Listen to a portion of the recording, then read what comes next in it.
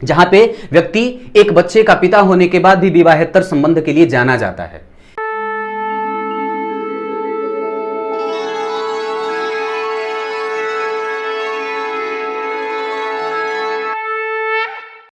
अद्वेष्टा सर्वभूतानां मैत्र करुण एव च निर्ममो निरहंकार सम्म दुख सुख क्षमी। प्रिय दर्शकों नमस्कार, एक बार फिर से उपस्थित हूँ आप सबके सामने। आज के कार्यक्रम में प्रेम के बारे में थोड़ी सी चर्चा करेंगे कि जन्म कुंडली में कब कोई भी व्यक्ति बेहतरीन और सच्चा प्रेम करने वाला होता है। हमारे नियमित दर्शक गोविंद राठौर ने इस पे सवाल पूछा था। उनके सवालों का उत्तर आज के कार्यक्रम में देने का प्रयास कर रहा हूँ। कार्यक्रम अंतिम हिस्से तक देखिएगा और प्रतिक्रिया जरूर दीजिएगा कि कैसा लगा आपको हमारा कार्यक्रम। जब भी बात प्रेम की आती है तो हम सबसे पहले जिस ग्रह को सबसे पहले दिमाग में लाते हैं वो शुक्र हैं। चाहे वो किसी भी तरीके का प्रेम हो, चाहे वो माता का प्रेम हो, पति का प्रेम हो, वात्सल्य का भाव हो, ममता हो, मोह हो, ये कुछ ऐसी चीजें हैं जो इंसान के अंदर बसी रहती हैं, जो रची बसी रहती हैं, जिसका समय आने पे कभी कभी कमोबेश स्थितियां उत्पन्न होती हैं। लेकिन ग्रह नक्षत्रों में जो प्रेम की परिभाषा गठित की गई है वो शुक्र के कारण करी गई है, क्योंकि शुक्र एक एकमात्र ऐसे ग्रह जो वात्सल्य का भी दर्शन कराते हैं और प्रेम का पाठ भी पढ़ाना जानते हैं। जब कभी भी बात किसी दो बच्चों के बीच में प्रेम की होती हो, माता और पुत्र के बीच में प्रेम की होती हो, वात्सल्य की होती हो, करुणा की होती हो और सुख और ऐश्वर्य की होती हो, पति और पत्नी के बीच के संसर्ग का होता हो, उनके मिलाप का संबंध जब होता हो, उनके मिलाप के बारे में जब चर्चा करी जाती है, तो हर जगह जहां भी प्रेम की परिभाषा गठित होती है और गढ़ी जाती है वहां सबसे पहले शुक्र को देखा जाता है ग्रहों में। अगर जिस भी जातक की कुंडली में शुक्र बहुत अच्छी स्थिति में है, इसका मतलब है कि व्यक्ति का प्रेम संबंध बड़ा जबरदस्त होगा और वो देखने लायक होगा। अगर व्यक्ति की कुंडली में, आज मैं सिर्फ शुक्र की चर्चा करने वाला हूं कि आपकी कुंडली में शुक्र की स्थिति अगर पापग्रह के साथ बने या किसी शुभ ग्रह के साथ बने तो आप किस तरह के प्रेम करने वाले होंगे। तो सबसे पहले चर्चा जन्म कुंडली में कि अगर कहीं भी प्रेम संबंधों को परिभाषित होते देखा जाता है या परिभाषित किया जाता है तो उसमें शुक्र को देखा जाता है। करुणा का भाव जागृत करने वाले ग्रह चंद्रमा होते हैं। मानसिक स्थिरता और मन को क्या धारण करना है और क्या धारण नहीं करना है, नेत्र हमारे देखने के काम करते हैं, लेकिन इन नेत्रों के ऊपर जिसका नियंत्रण होता है वो मन का होता है और जिसका आधिपत्य चंद्रमा के पास है। समझिएगा बात ध्यान से कि हमारे मन के ऊपर चंद्रमा का कारकत्व या मन के ऊपर चंद्रमा का आधिपत्य क्यों रखा गया है, क्योंकि मन ही तो यह निर्णय लेता है ना कि मुझे क्या देखना है और क्या नहीं। नेत्र को यह आदेश देता है कि तुम्हें यही देखना है और जब वो चीजें नेत्र करने लगता है तो मन निर्णय करता है कि मुझे क्या वास्तव में ये देखना चाहिए और क्या मुझे ये इसका दर्शन करना चाहिए। मन अगर बुरा हुआ, अगर मन विक्षिप्त और परेशान रहा, इसका मतलब है कि अगर आपकी कुंडली में चंद्रमा कमजोर रहे तो आपका निर्णय जो है वो अकाट्य नहीं होगा। निर्णय परिवर्तनशील हो जाता है, वो बदलता रहता है, उसको ये पता ही नहीं चलता है कि मुझे एक्चुअल में करना क्या है, मुझे निर्णय क्या लेना है। कभी वो बोलेगा विज्ञान पढ़ूंगा, अगले ही पल वो दर्शन पे आ जाएगा। कभी बोलेगा डॉक्टर बनूंगा, अगले ही पल वो बोलेगा मैं गीतकार बनूंगा। ये बातें मन कराता है। अगर आपका मन विक्षिप्त और परेशान एक साथ एक जगह टिक करके नहीं रहता है तो निश्चित रूप से इस मन का अध्ययन जरूरी है और उसके लिए चंद्रमा को देखना होगा। ठीक यही बात बुद्धि पे भी लागू होती है। अगर मन परेशान तो दो ग्रह निश्चित रूप से आपके मेंटल डिसऑर्डर के रीजन हो सकते हैं, कारण हो सकते हैं कि व्यक्ति का मन चंचल, अस्थिर, एक जगह पे टिक करके नहीं रहता है, काम करने की स्थिति को मजबूर और कमजोर कर देता है। अब जब बात इससे आगे अब प्रेम संबंधों पे कर रहे हैं तो वहां भी यही बात लागू होती है। कई बार आपने देखा होगा, मैं एकदम साधारण मित्रवत होकर के आपसे एक बात कहता हूं, जिस किसी भी जातक की कुंडली में अन्यथा न लें तो ज्यादा बेहतर होगा। लेकिन एक बात जो सर्वथा सिद्ध है और सर्वथा सत्य है, यह ज्योतिष की एक ऐसे सूत्र के बारे में आपको आज बता रहा हूं जो सब पे लागू होता है। आज क्रमशः 10 साल के बच्चे को वो स्थिति पता है जो क्रमशः आज से 10 साल पहले चले जाइए जो 20 साल के बच्चे को नहीं पता होती थी। आप समझ रहे होंगे मैं क्या कह रहा हूं। आज हर उस 10 साल के बच्चे को उस स्थिति का आभास और ज्ञान रखने लगे हैं जो आज से 20 साल पहले के बच्चों को जानकारी नहीं होती थी उस अवस्था में रहने पे। ये क्यों बदली हैं चीजें?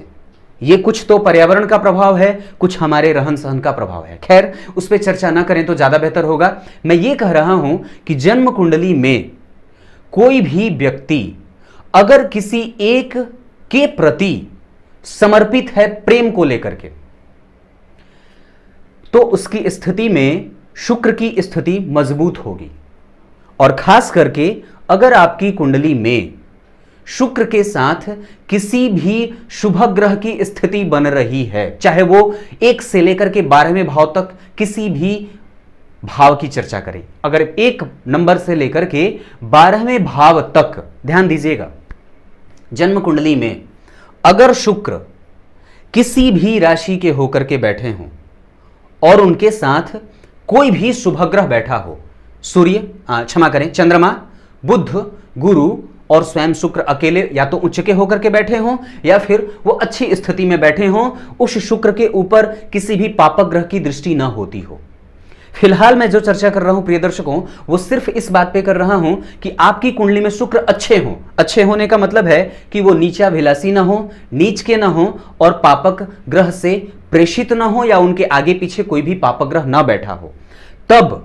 और साथ ही साथ आपकी कुंडली में शुक्र जो है वो चंद्रमा के साथ बैठे हों, गुरु के साथ बैठे हों, तो व्यक्ति जो प्रेम करने वाला होगा, आज मैं चर्चा सिर्फ प्रेम की कर रहा हूं, बाकी के अन्य क्षेत्र की नहीं कर रहा, तो व्यक्ति जो प्रेम करने वाला होगा वो बिल्कुल शुद्ध और परिष्कृत करने वाला होगा। उसके प्रेम में कहीं भी दुर्व्यसन नहीं होगा, उसके प्रेम की परिभाषा में कहीं भी कामुकता नहीं दिखेगी, उसके प्रेम की परिभाषा में बिल्कुल वात्सल्य का दर्शन हो सकता है। वो व्यक्ति अगर प्रेमी है तो किसी एक के प्रति ही उसकी श्रद्धा हमेशा जागृत रहती है। वो अगले ही चौराहे पे किसी दूसरे का दामन नहीं थामता है और अगले ही चौराहे पे किसी दूसरे का दर्शन भी नहीं करता है। अगर आपकी कुंडली में शुक्र की स्थिति बहुत अच्छी है तो निश्चित रूप से ये क्रिएशन के ग्रह कहे जाते हैं, क्रिएटिविटी के ग्रह कहे जाते हैं। लेकिन अगर शुक्र की स्थिति किसी शुभ ग्रह के साथ बन रही है तो व्यक्ति सर्वोच्च प्रेमी होता है, बेहतरीन प्रेम करने वाला होता है और फिर वो ये नहीं चाहता कि सामने वाले का सूरत कैसा है और उसका व्यक्तित्व कैसा है, बस वो सिर्फ प्रेम करना जानता है और शुद्ध प्रेम करना जानता है। ठीक इसके विपरीत अब बात जो मूलतः आज के जमाने में घटित हो रही है उस पे करते हैं। जन्म कुंडली में चाहे किसी की भी कुंडली की बात करूं, 1 से लेकर के 10 तक की बात, जितने लोगों की बात करता हूं सभी लोगों की कुंडली की चर्चा कर रहा हूं।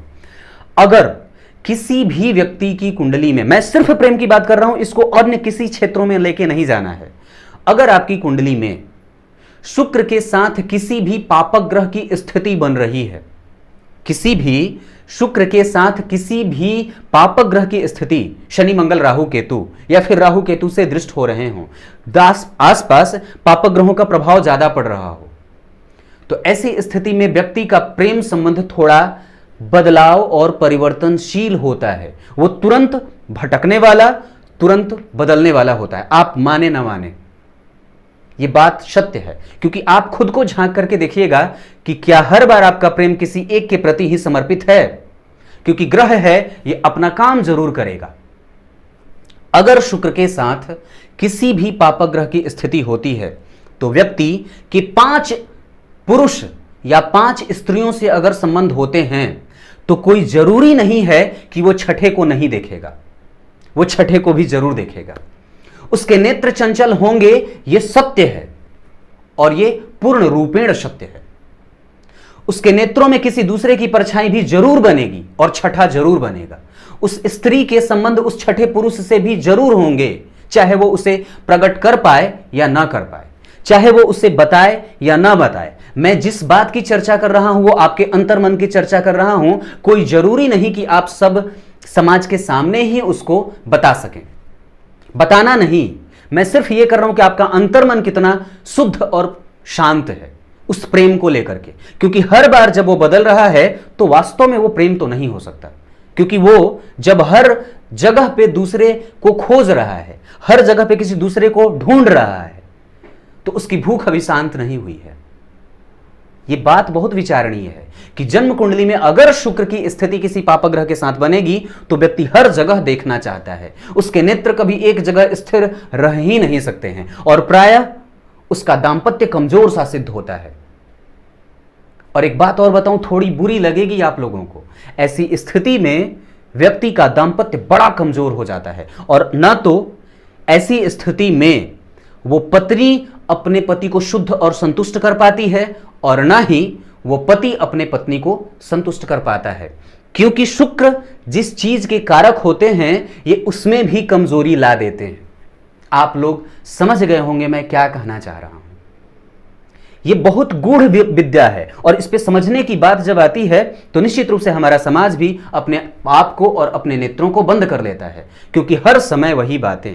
हम जहां प्रेम करने चलते हैं तो आजकल की स्थितियां सिर्फ और सिर्फ वासना से युक्त हो गई हैं और हर जगह हमारा मन बिल्कुल शांत नहीं होता है, वो किसी दूसरे के दर्शन के पीछे जरूर ही भागता है।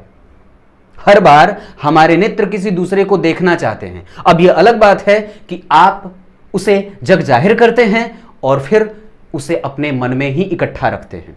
कभी कभी ऐसी स्थितियां कि व्यक्ति अपने से बड़े उम्र की महिलाओं के ऊपर भी गंदे दृष्टि को देखने वाला या दृष्टिपात करने वाला हो जाता है। कभी ऐसी स्थिति में कि व्यक्ति अपने उम्र से बढ़ करके ज्यादा कामोत्तेजक भावना और पीड़ा से ग्रसित हो जाता है।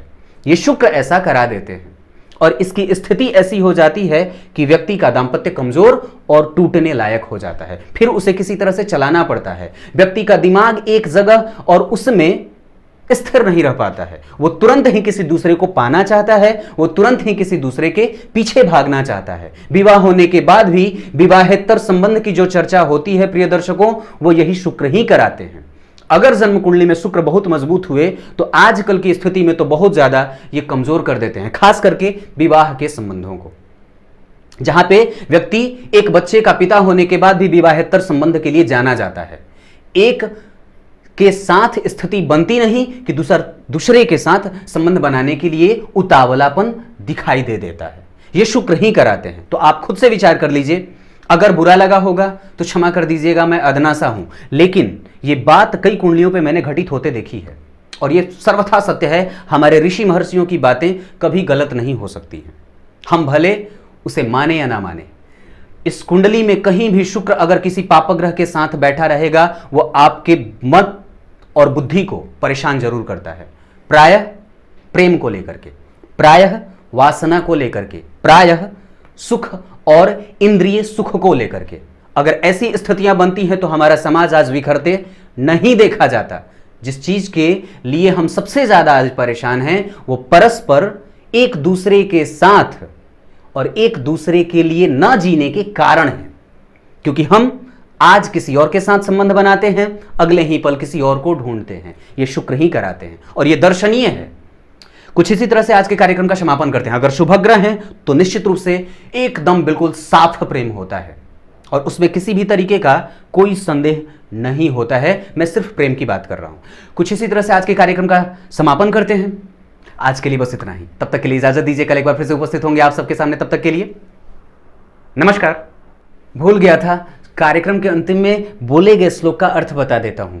श्लोक का अर्थ सिर्फ इतना है, जो प्रत्येक प्रकार के पुरुष में और प्रत्येक प्रकार के स्त्रियों में और प्रत्येक प्रकार के जीवों में एक और समदृष्टा का भाव रखता हो, जो कभी भी धर्म के आधार पर, लिंग के आधार पर या फिर किसी भी तरीके से जिससे प्रायः समाज में बांटने का काम होता हो, उन सबसे परे जाकर के जो सबकी सेवा करता हो, वही सत्पुरुष है। और विपरीत प्रकार की परिस्थिति हो, चाहे कुछ भी, हर एक प्रकार के स्थितियों में वो अनुकूल रहने का काम जानता हो। वही सत्पुरुष होता है, वही सर्वोत्कृष्ट पुरुष कहा जाता है।